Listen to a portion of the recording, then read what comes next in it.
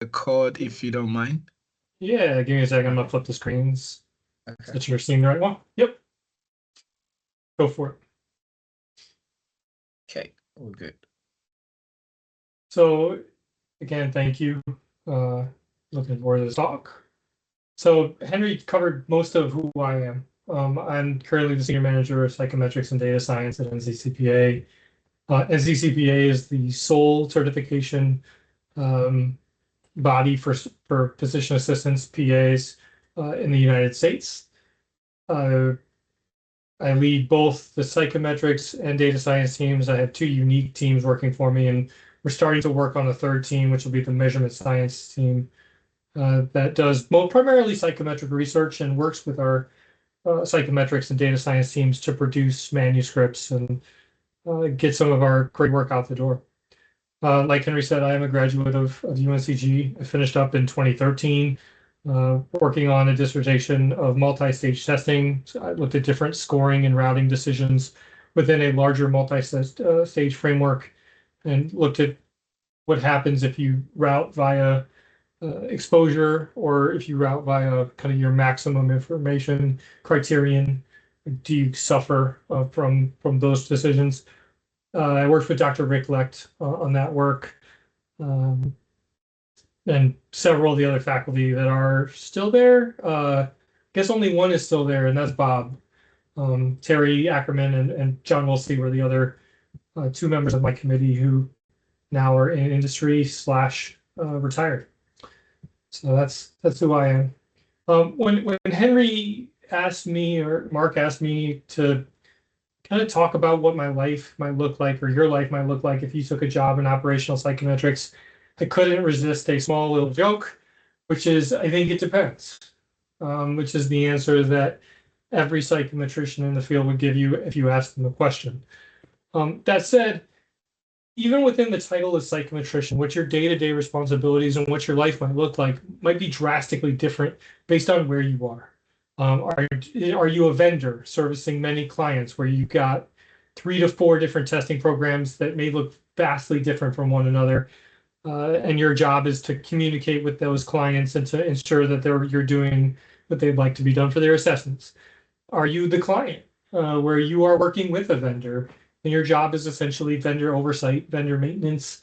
Um, when I started in CCPA, we had a vendor. We were with Pearson VUE for all of our different psychometric uh, tasks.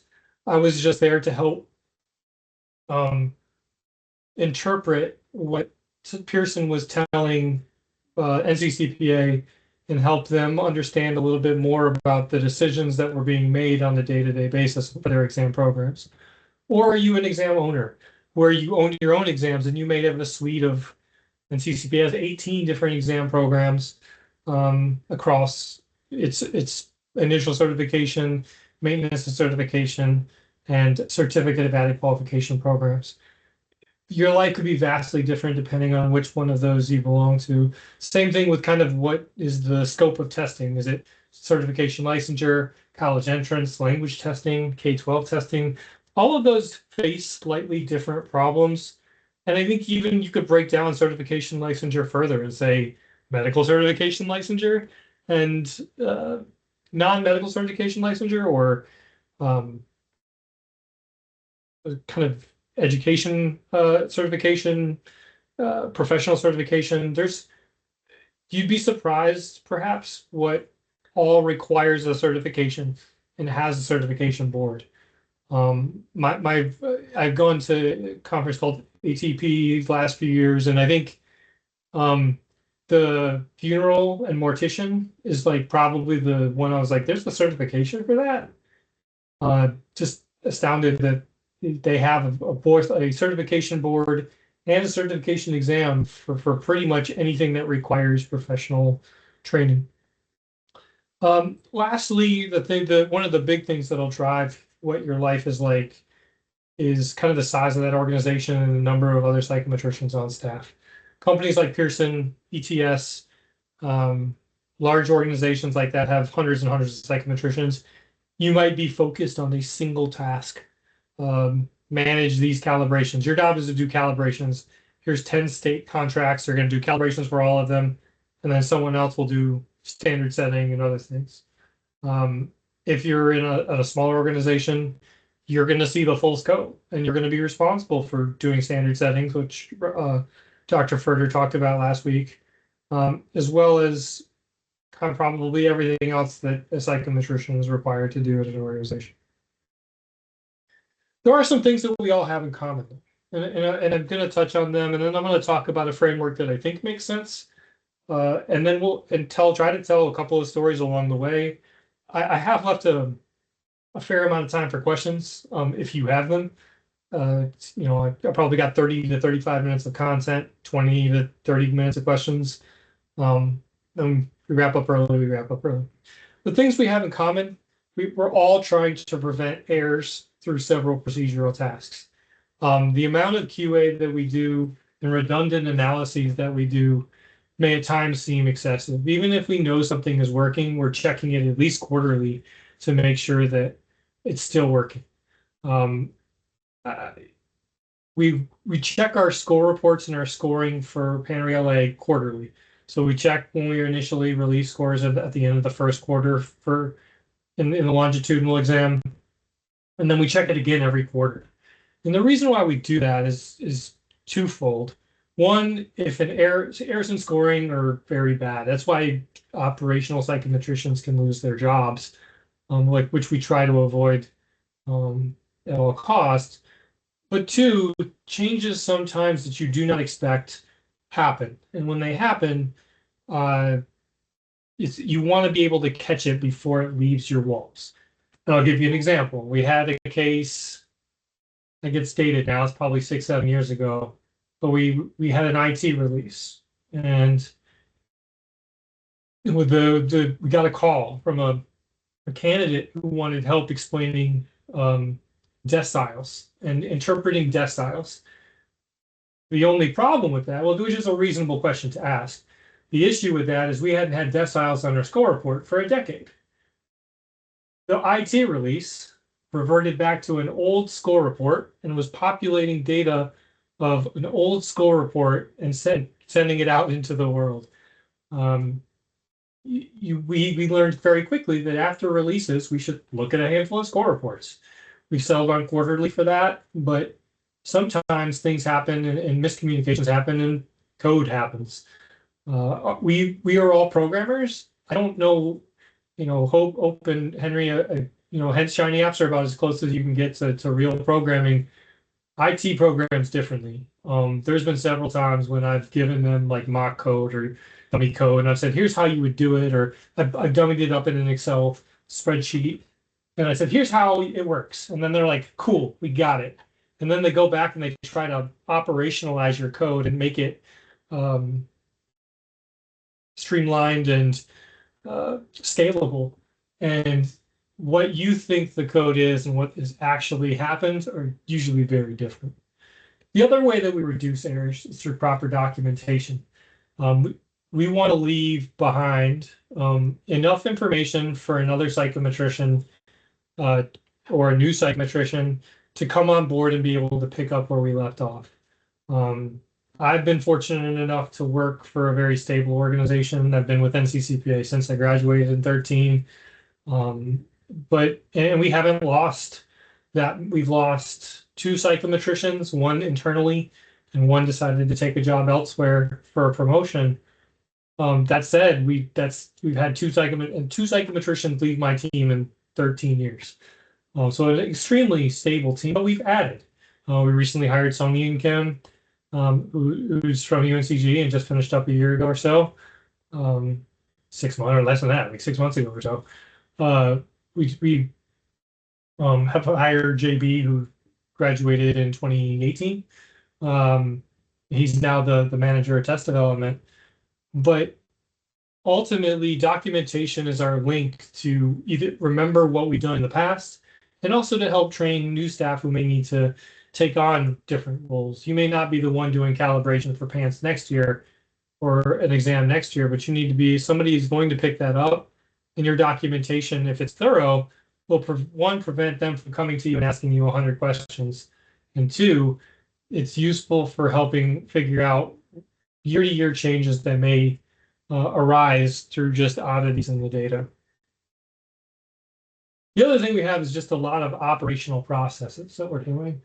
You may not do all of these, or you may do all of these depending on where you are, but the first being kind of probably what everyone thinks about when they think of a psychometrician, scaling, linking, equating, item analysis. I started doing item analysis as a pre-service teacher way back in 2005 and 6, right before I graduated. It was my link into the psychometric field. I was one of the few pre-service teachers that really loved my assessment course. I loved the idea of looking at the statistics of your questions to improve your overall assessments. And man, I had some assessments that had some really, really terrible data.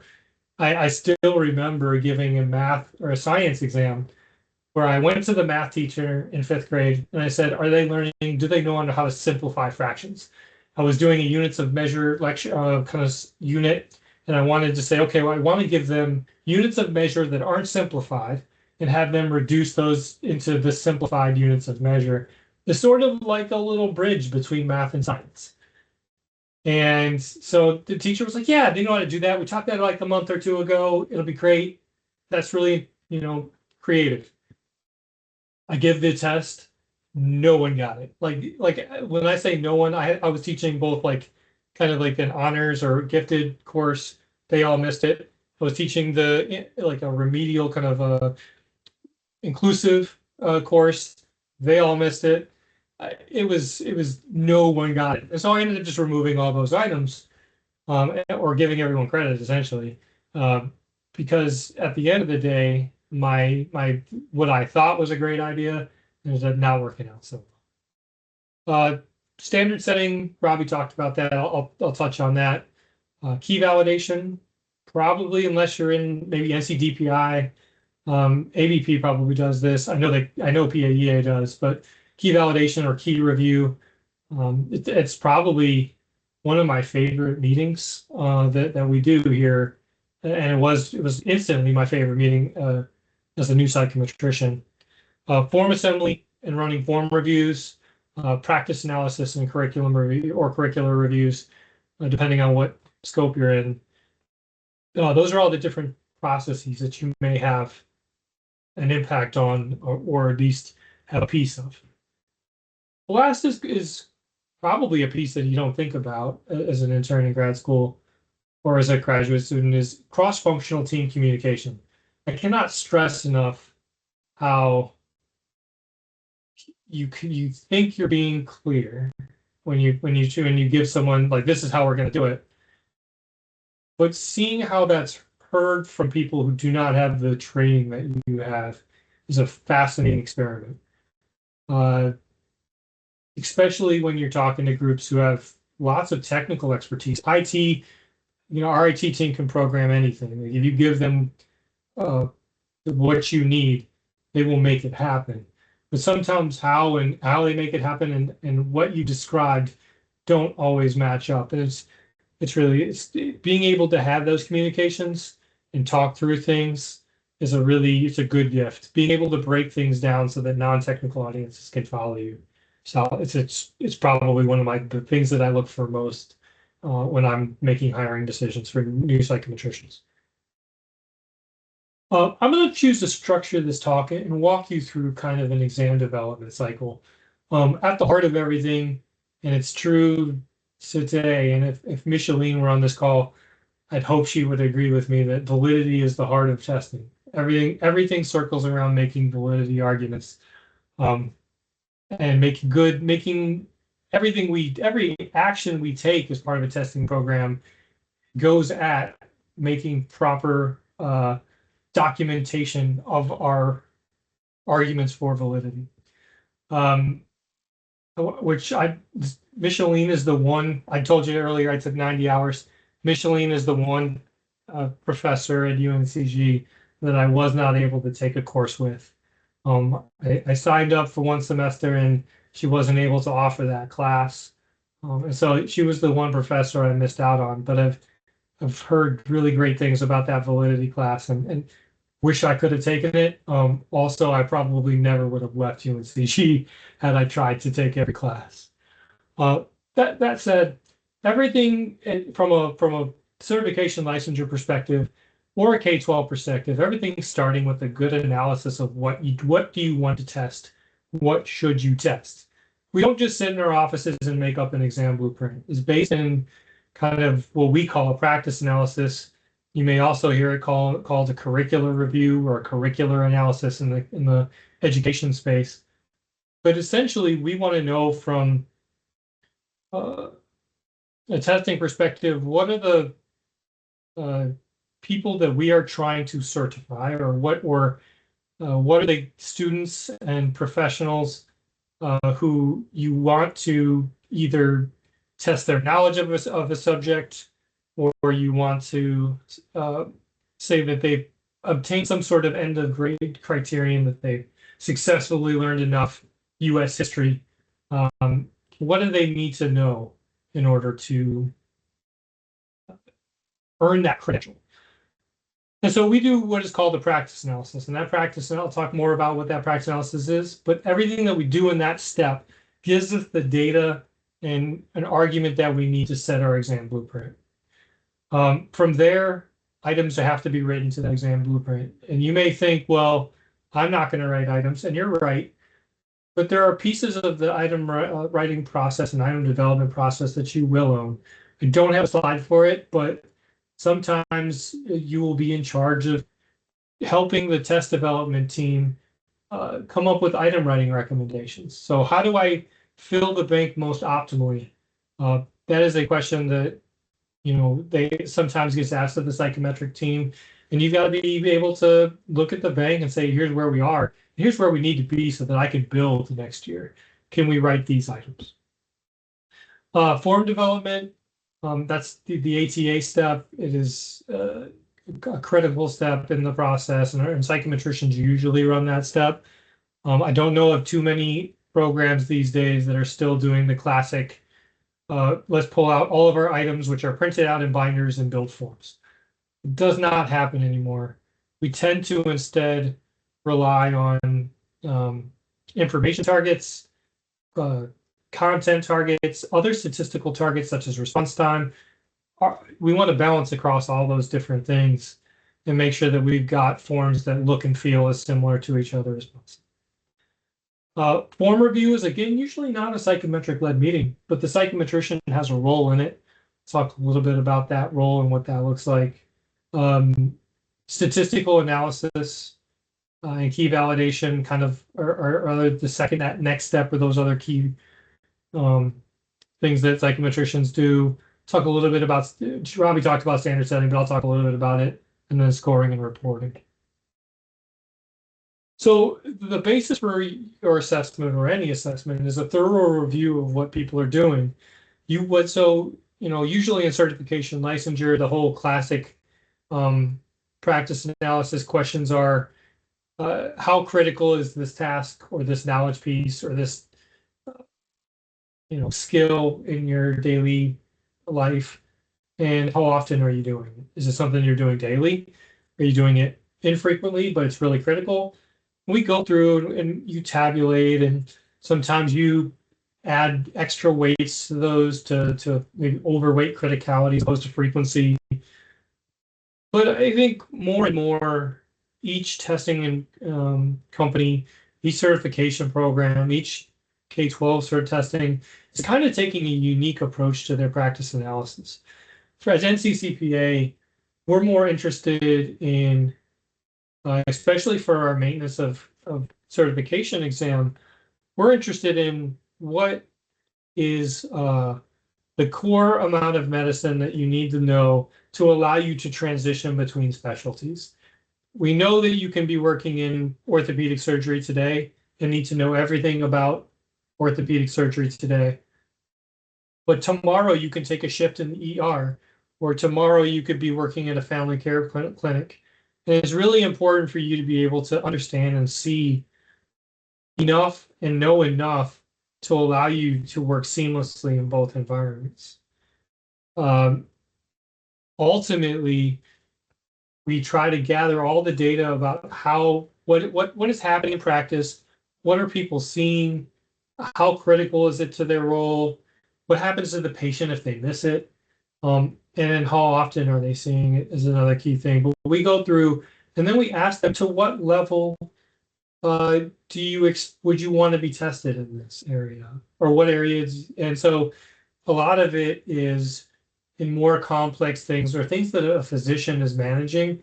They tend to say, okay, we diagnose it, but after diagnosis, it's going to a surgeon who's going to end up treating this thing. We're not going to be doing that surgery. The physician will, or the surgeon will. We're just responsible for diagnosing it. Ultimately, regardless of where you are, the goal is multi-stage. First stage is to gather data, and that's usually done through a massive survey. I'm thankful that we have Qualtrics now. Back in 2015, we did a survey in a less reliable survey platform. At the time it was called Survey Gizmo, and our survey was over an hour and a half for every practitioner, which is one way too long. But B, it was so long and wordy that and our routing was so complex that it ended up crashing their survey platform. They ended up having to work with us to split it up. It was really interesting. It was a disaster. It was a lesson in how not to do a practice analysis. Now we break things up into different panels and we route people to take a sample of our each section so that we're not asking people about 400 disease and disorders. We're asking people about 75. It takes them a half hour versus an hour and a half or more. We're then responsible for analyzing that data and rank ordering that data and presenting that data in a way that allows a group of SMEs to have conversations about what the blueprint should look like. That is a fascinating conversation. You're kind of shaping the process and guiding it, but you have no control, and you know what your current bank has, and sometimes you're just hopeful that they won't change stuff so dramatically that you're going to open up huge holes that need to be filled. A lot of organizations, and this is maybe the thing that I liked the most about that computer-based testing course that used to be offered. Rick was there, but he taught ATA algorithms and how do we build forms using ATA. We use a greedy algorithm. There's linear programming solutions as well that are really great until they don't work because of bank constraints. And sometimes that'll happen where your bank isn't ideal and you try to run that linear solution and it fails and you never get to it. Greedy algorithms do pretty well. But ultimately my team builds all of the forms for all of our different exam programs. Regardless of who's building it, whether maybe the test development team owns that or the psychometric teams own that, you're going to eventually be handed output and say, hey, does this look okay? Have we hit your psychometric criteria? Look at your total information functions. Look at your response time across forms. Does this make sense? Do your mean difficulties look okay? We have criteria that we use to evaluate whether a test build is okay or not. And at the end of the day, we want to make sure that we have a very tight window in our difficulty ranges for our exams. And so we'll build 4 PANCE exams. And we want to make sure that the hardest and the easiest PANCE exams are not too far apart. And so if we are too far apart, or if the response times look a little off, we rebuild until we get to where we feel comfortable. You're going to be in close communication with IT and test development in this window. If you don't have the items you need, you may have to go back and see if more items can be built. And if that's not possible, you may have to talk to your test development team about compromise, about overlap. There's only so much you can do when you don't have a lot of items, and usually it's increasing overlap is the easiest thing that we can, easiest lever that we can pull. And then resting rules. When I started at CCPA, there were a handful of items that had been out there for a while. Knowing one of the first things that I talked to our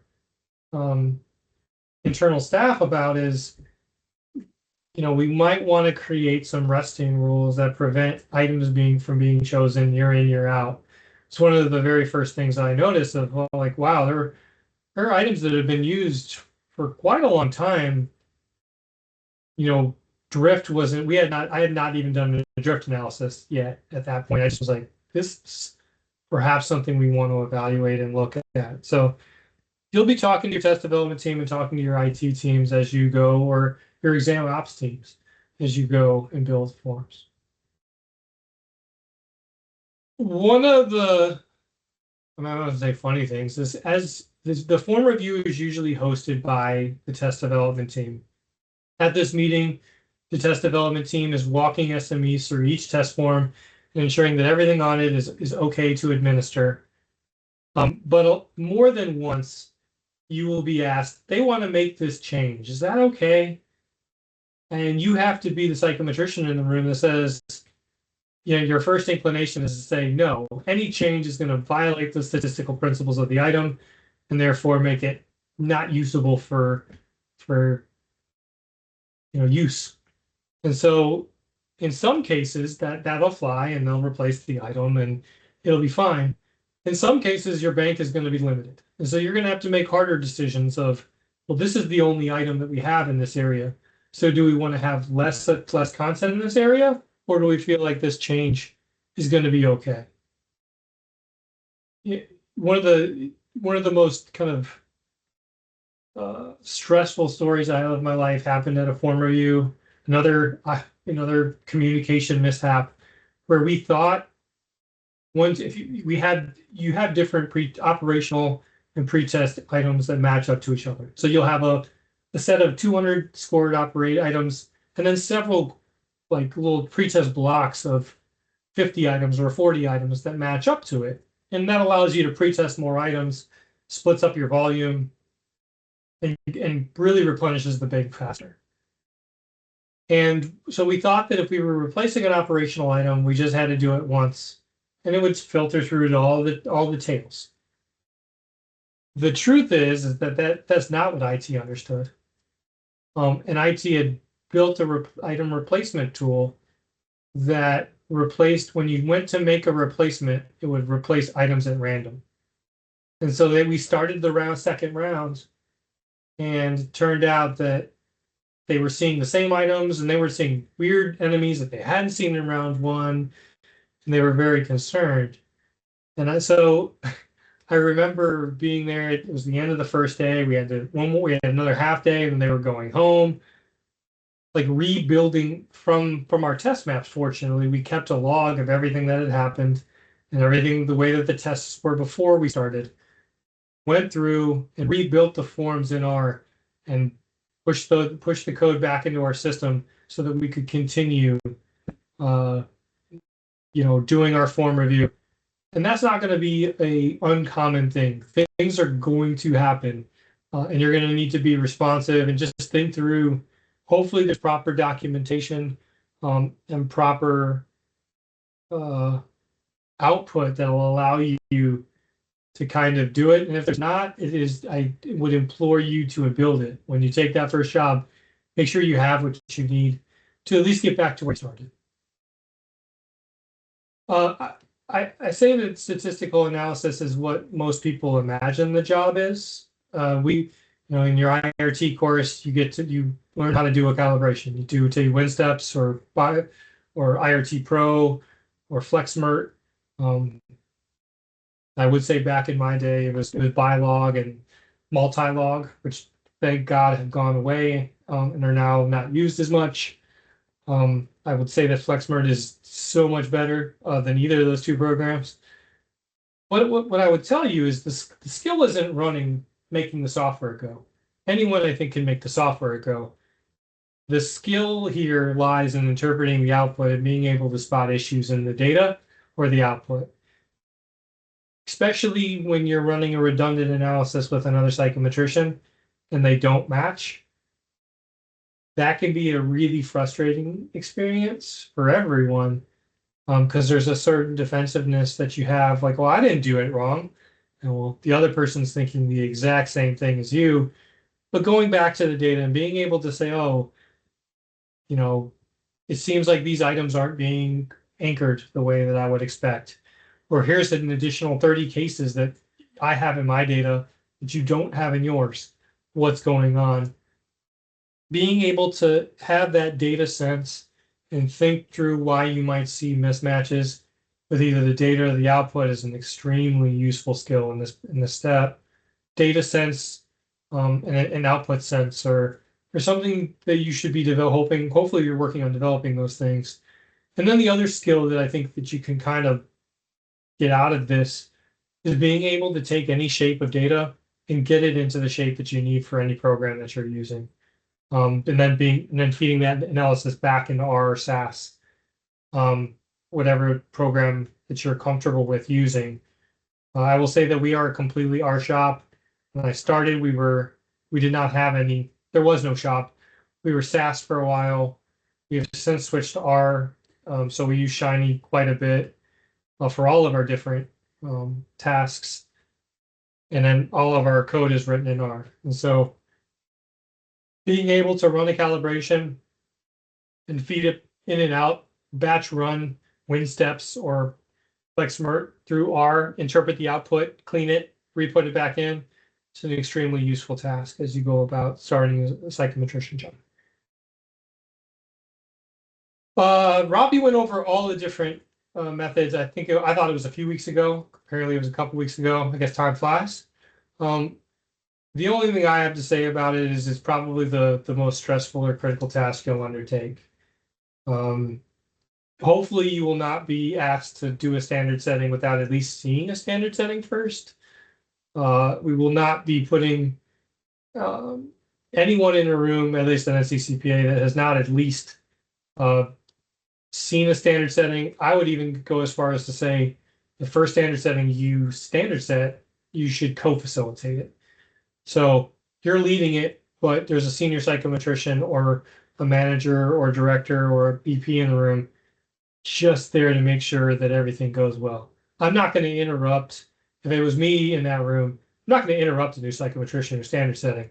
But after a particular block, I might pull them aside and say, okay, here's what I think you needed to say there that you didn't say, or that was not necessarily how I would approach it. Here's a better way to approach it.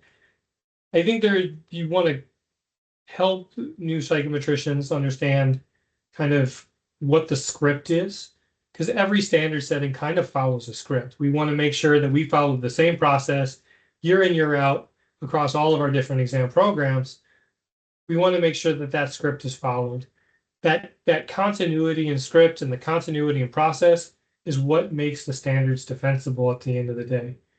If you do something that is not consistent with the standard setting method that you've chosen, and you start to leave that, you start to open yourself up to things like legal risk and challenges of your standard by your certificates.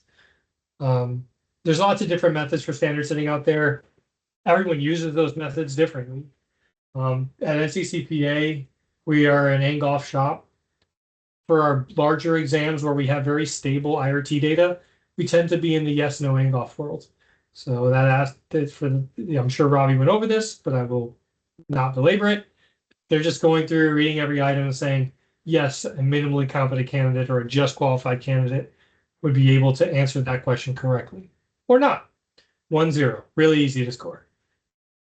For our CAQ exams, which are usually far smaller, and not usually, they are far smaller in sample, focused on a single specialty, we run with volume of 0, where we have no test takers. We're doing standard setting with no test takers, to up to about 150 to 200.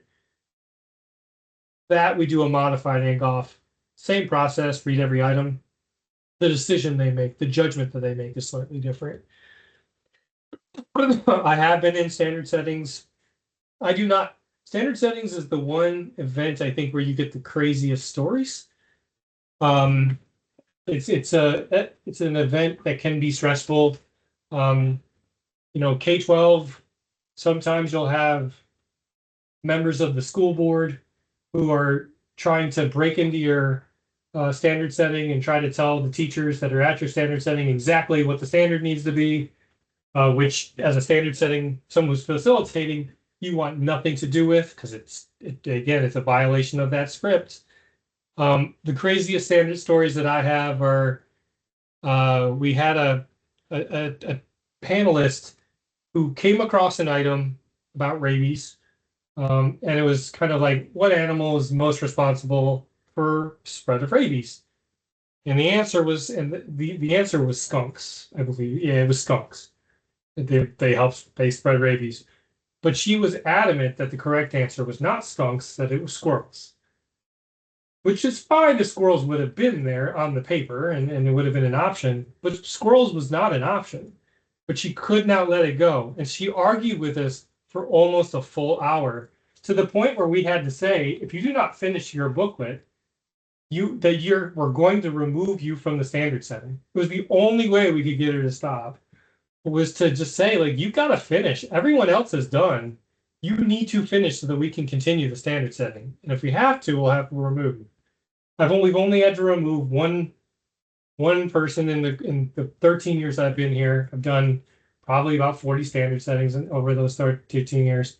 We only had to remove one person. It was someone who just didn't engage. They had a viewpoint. They weren't willing to participate in their tables and discussions about their viewpoint. They just said, I know the right answer, and it's you all are wrong. And so we had to make adjustments to that person's and remove them from the standard set. Another topic there is key validation. It's where its content and stats meet. We use a set of criteria that we use to flag items, and then we lead the SMEs through a review. And that's really fun when you're like, this item's performing not the way we want. Why isn't it performing the way we want? What's wrong with this item? Is it that the extractor's too close to the key? Is it that we have other issues? Those are really fun meetings. Diff analyses fall under the similar kind of review. We flag. Those items are then reviewed for bias by a committee of SMEs. Ultimately, flagging an item for both key validation or diff doesn't mean the item is broken. It just means that there's a potential issue that needs to be investigated further by a panel of SMEs. It is a lot of fun to facilitate those meetings. You learn more about the certification or the certificate that you're administering in those meetings than any other. It is a deep dive into the content. I mentioned earlier that getting scores right is extremely stressful, and it is. You spend most of your time in any day, week, month checking and rechecking results before they go out. I think one of the things I was talking about earlier around data visualization is you also may get the opportunity to work on score reports for your exams, and that's a really fun process. You have to be able to support psychometrically what you're putting onto a score report. Things like subscores. Examinees love them.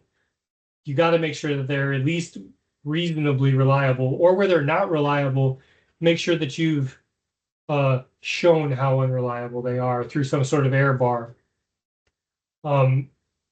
It is, excuse me, one of the most important things that we get to do is both communication of results as well as making sure the results are right. There was a faculty member at UNCG a long time ago, and he taught equating, and he used to say that the most stressful thing in your life that will ever happen as a psychometrician will be when a candidate calls you and you pick up and it's the operator, and they're like, I've got a call from a candidate who is not passed, and they want to know why. I'm connecting their call to you. Have a good day. And they hang up and the person starts talking. And he was right. There is no more stressful thing than having that conversation with a failing candidate or a candidate who has not performed the way that they want to perform. And you've got to be able to understand their score report, understand in literally minutes, because sometimes you get a minute or two to pull up their score report. But going through, look over their score report, make sure you understand what you can give them to help them. One, to calm them down usually because they're usually upset, but what can I give this person to make sure that the next time that they're better prepared. And sometimes the answer that you give them is not satisfying. Study everything, study the big areas. You really kind of didn't do so hot. But at the end of the day, it is your job. And so usually that's reserved for, I wouldn't ask my new psychometricians to do that. I tend to take most of those calls, but I may ask my more senior psychometricians to take on those calls as we go. Research is not something you typically think of when you think of operational psychometrician, and I'm here to hopefully dispel you of that notion. You're coming from grad school with a particular set of skills, research interests. We have needs. We have operational research needs, which may line up well with your skill set. You lack what you lack, I think, a little bit in the flexibility to set your own agenda versus academia. In academia, you can do whatever the heck you want, but you better do it and you better get things published. In industry, there's not really the stress on publications and presentations. However, it's really great when your skill set and your background lines up with things that we're struggling with. And that's going to tend to be the focus of your research agenda will be, what does the organization need answers to? NCCPA is one of the more generous companies, I think, when it comes to conferences. I support all of my psychometricians, all three of them, go to somewhere between 3 and 4 conferences a year. The expectation is they will put in work for those. And if it doesn't get declined, if it doesn't get accepted, they still go to have a better understanding to help us move forward as an organization. But the good thing is we support their research and we want them to be out there doing research. I've listed just a few areas that I think are valid. In case Micheline came, I made sure validity was there because everything that we do kind of points back at validity. But I'd be lying if I'd said that AI and machine learning weren't top of mind for all testing companies right now. Henry's work is extremely timely. The work that he did for us now a year and a half ago that he still hasn't published is extremely timely. Machine learning is also it's being able to categorize and find linkages in large data is an extremely useful skill. Process data falls right into that kind of analysis. Looking for evidence of either test what's the right, not cheating, because that's probably not the right word, but irregularities in data is super useful. I selfishly put non-traditional things like longitudinal assessment, which I think all of the medical boards are struggling with, and medical and certification organizations are struggling with. How do we go about modeling theta when theta is not consistent from day 1 to day 700 of an exam? Typically, all of our different models are built for day 1 and day 1 only. What happens if the exam is 700 days long? How do we go about scaling that? How do we go about scoring that? How do we go about standard setting that? It's very interesting.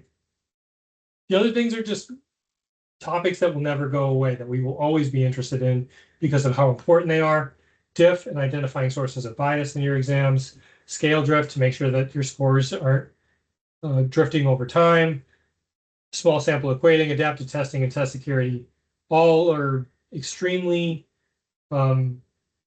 important studies for any certification, licensure, K-12, etc., what have you program. Things that I want to leave you with, and things that kind of the skills that I think you'll find most useful are collaboration and communication are key. There's so much that you can head off from becoming a problem by simply talking to the other group responsible and having an open conversation about the way things are going and the way that you conceive of the problem and they conceive of the problem. And usually there's middle ground. And finding that middle ground is extremely important. Be open to trying things differently than the way that you learned in grad school. Grad school is terrific. They teach you how to think and how to think on your feet. And that is an excellent skill. But what I would say is come in and don't say that this is the way it has to be done because this is what I learned. I think doing that sets you back a little bit and trying to be open to the job that you've taken and also open to the fact that it's like that the odds it's likely that the psychometric stuff that they've been doing has been done far longer than you were in grad school. One of the things I think I see new psychometricians struggle with is they don't know when to say, I need help. And being okay asking for help, being vulnerable is a really important thing. And as you take a new job, if you're sitting there and you're struggling and you're not getting it, and you sit there and a week goes by and the deadline for that is now Sunday, and the deadline is Monday close of business, and you come in Monday morning, you say, well, I couldn't do it. Be prepared for a lecture because that's not okay. We need to figure out it's okay to say, especially if you've got that collaboration in mind, to go to another psychometrician who's had to struggle with that, to go to your boss, to go to somebody who's just got good programming experience that can help you around the problem. I go to Marcus several times, who's our data scientist. He's a far better programmer than I am. And I say, I'm struggling with this. I can't get around this hoop. Can you help me get through it? And he's gracious and often does. I've already said the non-technical audience, it is something that I look for as I go through. Being curious, how do I learning new things? You are not done learning when you leave UNCG. You will continue to learn across your career. I had their plan, go in with a good plan, but also be prepared to firefight. We are at the end of the day, you may be responsible for firefighting something that has gone wrong, and then just managing tasks with completing deadlines. And I said I was only going to be 30 minutes, but I also want to put a plug out there for internships. NCCPA has 3 internships that we offer. We've had several UNCG students, including Henry and Heju. Love to have more. If you're interested, please reach out. There are other organizations that have internships as well, MBME, ABI in the medical certification space, Duolingo, ETS, Humro, Pearson, all of which are excellent. To get out there and do an internship, even if it's not an SCCPA, that's fine. But get out there and do an internship. There's no better way to learn and see operational work than being involved with an organization doing operational work. Some of you are in great positions doing your assistantships at places where the operational work is happening. You may not be actively doing that operational work, but you're around it, and being around it allows you to ask questions sometimes. And I would hope that the staffs at the respective organizations that you work for, I know Kinge is always up for talking psychometrics, and hopefully he's doing well. I've not seen him in a few years, but Kinge was a fellow. I guess he was a year or two ahead of me, but I missed sitting in the office talking to Kinge about psychometrics and random stuff. And with that, I will open it up for questions. I know we have about 5 minutes, but that's what I had prepared. Thank you so much, sir. Yes, we have hands up for questions. Donata, I want to go first. Then I have one question myself, and yeah. Thank you, Dr. Drew, for the thorough presentation on a life of an operational psychometrician. I have one question concerning your trajectory to becoming a psychometrician. I know you mentioned a little bit about being a pre-service teacher. But my question is, when you were starting a career in psychometrics, was it something that you really wanted to do in the future, or was it just something that you started doing because of some circumstances in life? And the reason I'm asking is because do you think, based on your work that you're doing currently, that there are certain skills that one would need to have if they need to pursue a career in psychometrics? Sure. So I probably was one of the more unusual examples where I took a measurement or an assessment class in my pre-service background, which allowed me to look for the program that I thought, like I knew what I was looking for when I started looking. Psychometrics was one of two programs that I was looking for, and when I started, I only intended to get a master's degree. I did not intend to go get a PhD in psychometrics. I thought I could go get a master's degree and then work as an assessment coordinator for a major school district. I thought I was going to combine kind of my undergraduate degree and my master's degree and go do that. I think when I started taking courses from Rick and from other faculty at UNCG, I think I realized kind of I had that kind of that awakening of like, oh, this is good. I really like this.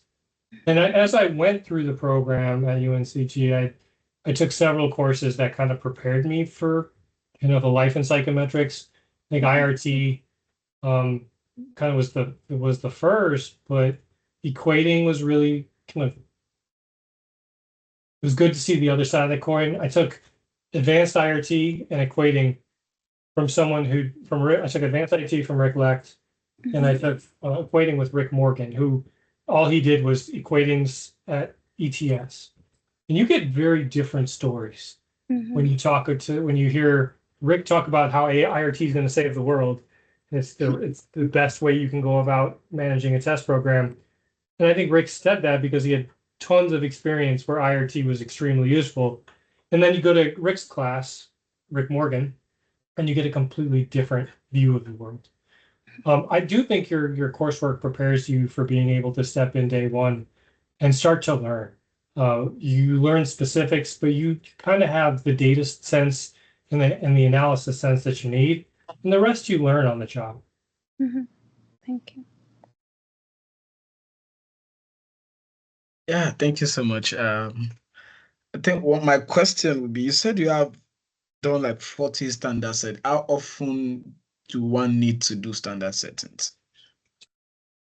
Depends on the organization. We have 15 exam programs. Within any given year, we're doing somewhere between 5 and 9 standard settings a year.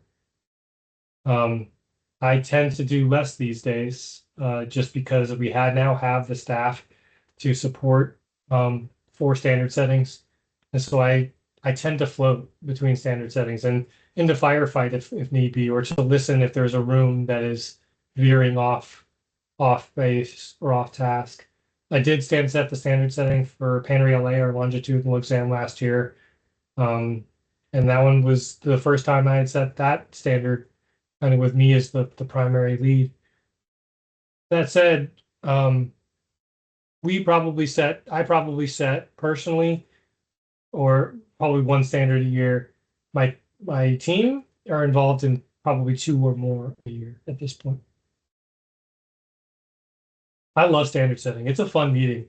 It's stressful and you can't control the outcome. Your job is to guide the outcome, not control it. It is a fun meeting. I've been in standard settings where after round 2 of 3 that they're prepared to fail 1 in 4 people, and you're just like, come on, like really? Like, look at your table. One of you isn't going to be certified now. Is that what we're saying here? And they're like, not exactly. Like we're smart. And I'm like, well, easy. Yeah, I think it's really cool. The last standard setting we had to give them the tests first, and like it's more like they're going back to school, so it's really cool. So my next question is, you did touch base on it, but recently, what what do you think motivates dissertation topics? For me, it was my internship and also what I do. And once we look at operational, what people are using, a lot of companies are using RASH model that they're not using even the IRT that we're using. So would you say motivate dissertation topics, and how should we blend that such that it to be useful operationally or research based? I mean, my stance on dissertations is the best dissertation is a dissertation that's complete. So I would tell you to get to carve off a piece that one you're not going to be bored by, something that you have a passion for, because there are going to be parts in the dissertation process where it's going to be a little disappointing. You're going to get bad news from your advisor. They're going to completely say, well, you need to rethink this part or that part, and you're going to need to pick yourself up, go back into a document that is already 100 pages long and edit it. And it can be a challenge. So I would say pick something you love.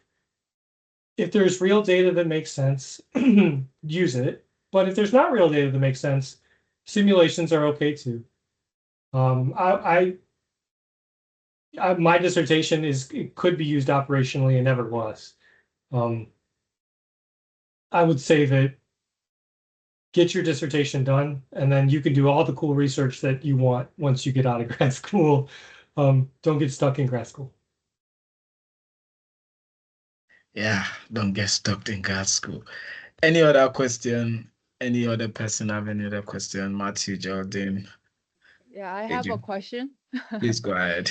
Yeah, you said the publication is not important as a psychometrician, but does your company support the publication? If Yes. how Yeah, much? we will support however much you're willing to do. Obviously, like we have probably our operational psychometricians. I probably have a 4-day 80-20, where it's 80% operational work and 20% research. That means if you have a pet project, that you could probably work on it about a day a week. There are some periods where you're going to get 0 days a week, and then some periods where you'll have an entire week to work on a dissertation, or not a dissertation, a manuscript. So I would be extremely supportive and have continued to be extremely supportive of those staff that are willing to write things up and send them places. We're starting to add a position, a measurement scientist, which tends to be more focused on research. I imagine it's the other way, 4 days a week of research, 1 day a week of operational work. But yeah, like Song's working on a manuscript or two, and I'm hopeful that she's able to get them out. Again, I stress that our interns, from whatever year, do consider publishing their paper somewhere, because it is good research and the research you're doing is interesting. Okay, thank you. Jonathan? I have one quick last question. When you are starting a career as a psychometrician in the industry, I know you said with the skills that we get from school, you might feel prepared, but based on your experiences yourself, were there things that you were struggling most with, or everything seemed easily to navigate and so forth? Yes, to buttress that question, I think I'm also looking for a job now, and I don't know whether I'm prepared or ready for the industry. I don't know what it is to be ready. I will say it wasn't the technical skills that I struggled with when I started. I think all entry-level psychometricians, especially the first 6 months of a job, come in and they want to do stuff. And then you're like, slow down, like we need to onboard you first and show you kind of the full testing cycle. That first year is hard. You do learn a lot. You learn all about how that organization approaches their exam programs. And I think seeing everything, seeing how things are done calibration wise and writing code, seeing how the group standard set and participating in standard setting, not as a direct presenter, but as a support, somebody who's building things and helping get the standard setting off the ground, but it's not necessarily facilitating it.